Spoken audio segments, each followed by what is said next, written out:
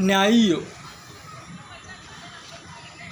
अध्याय 5 दबोरा का गीत। उसी दिन दबोरा और अबीनोअम के पुत्र बाराक ने यह गीत गाया।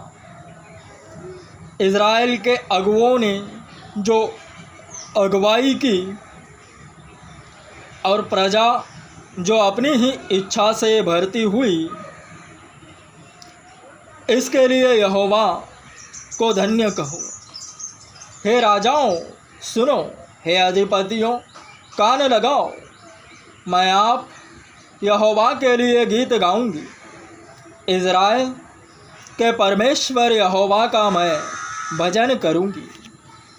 हे यहोवा, जब तू सेईर से निकल चला, जब तूने एदोम के देश से प्रस्थान किया, तब पृथ्वी डोल उठी और आकाश टूट पड़ा। बादल से भी जल बरसने लगा। यहोवा के प्रताप से पहाड़, इज़राइल के परमेश्वर यहोवा के प्रताप से वह सीनै पिघलकर बहने लगा। अनात के पुत्र शमगेर के दिनों में और याएल के दिनों में सड़कें सूनी पड़ी थी और बटोही पगड़ डंडियों से चलते थे। जब तक मैं दबोरा न उठी, तब तक मैं इज़राइल में माता होकर न उठी। तब तक गांव सूने पड़े थे, नए नए देवता माने गए। उस समय फाटकों में लड़ाई होती थी। क्या 40,000 इज़राइलियों में भी ढाल या बर्छी कहीं देखने में नहीं आती थी। मेरा मन इज़राइल के हाकिमों की ओर लगा है, जो प्रजा के बीच में अपनी ही इच्छा से भरती हुए। यहोवा को धन्य कहो। हे उजली गदहियों पर चढ़ने वालों, हे फर्शों पर विराजने वालों, हे मार्ग पर पैदल चलने वालों, ध्यान रखो। पनघटों के पास आसपास धनुर्धारियों की बात के कारण वहाँ वे यहोवा के धर्ममय कामों का, इज़राइल के लिए उसके धर्ममय कामों का वर्णन करेंगे। उस समय यहोवा की प्रजा के लोग फाटकों के पास गए। जाग जाग हे दबोरा, जाग जाग गीत सुना। हे बाराक उठ, हे अबीनोअम के पुत्र अपने बंदियों को बंधुआई में ले चल। उस समय थोड़े से रईस प्रजा समेत उतर पड़े। यहोवा शूरवीरों के विरुद्ध मेरे हित में उतर आया। एप्रैम में से वे आए जिसकी जड़ अमालेक में है। हे बिन्यामीन, तेरे पीछे तेरे दलों में माकीर में से हाकिम और जबूलून में से सेनापति का दंड लिए हुए उतरे। और इस्साकार के हाकिम दबोरा के संग हुए। जैसा इस्साकार वैसा ही बाराक भी था। उसके पीछे लगे हुए वे तराई में झपट कर गए। रूबेन की नदियों के पास बड़े बड़े काम मन में ठाने गए। तू चरवाहों का सीटी बजाना सुनने को भेड़शालों के बीच क्यों बैठा रहा। रूबेन की नदियों के पास बड़े बड़े काम सोचे गए। गिलाद यरदन पार रह गया और दान क्यों जहाज़ों में रह गया। आशेर समुद्र के तीर पर बैठा रहा। और उसकी खाड़ियों के पास रह गया। जबूलून अपने प्राण पर खेलने वाले लोग ठहरे।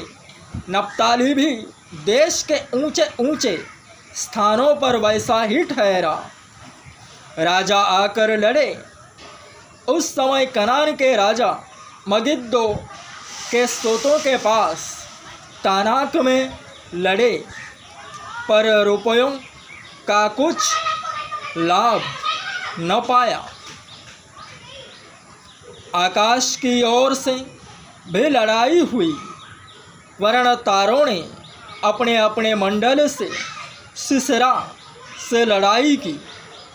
किशोन नदी ने उनको बहा दिया, अर्थात वही प्राचीन नदी जो किशोन नदी है।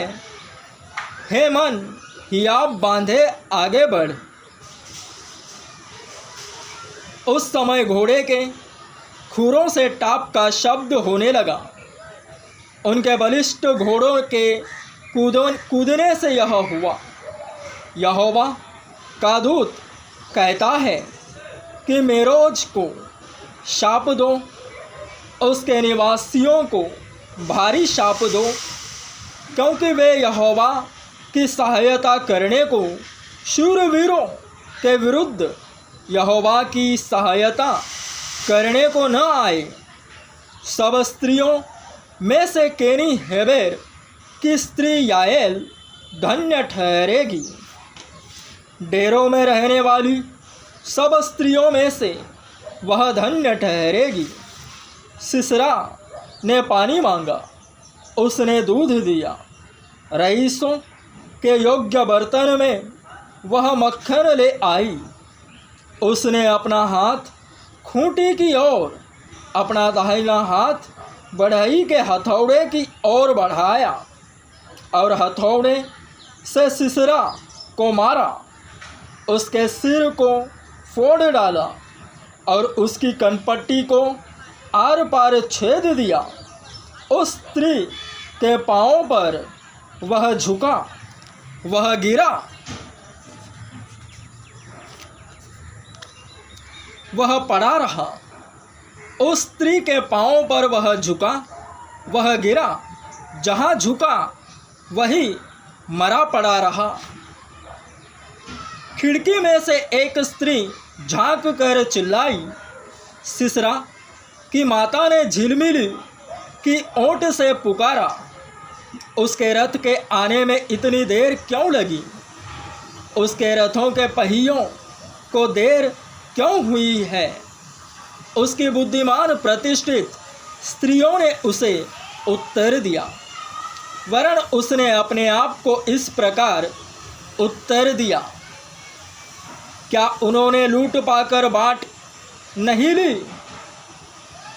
क्या एक एक पुरुष को एक एक वरण दो दो कुमारियाँ, और सिसरा को रंगे हुए वस्त्र की लूट, वरण बूटे काढ़े हुए रंगीले वस्त्र की लूट, और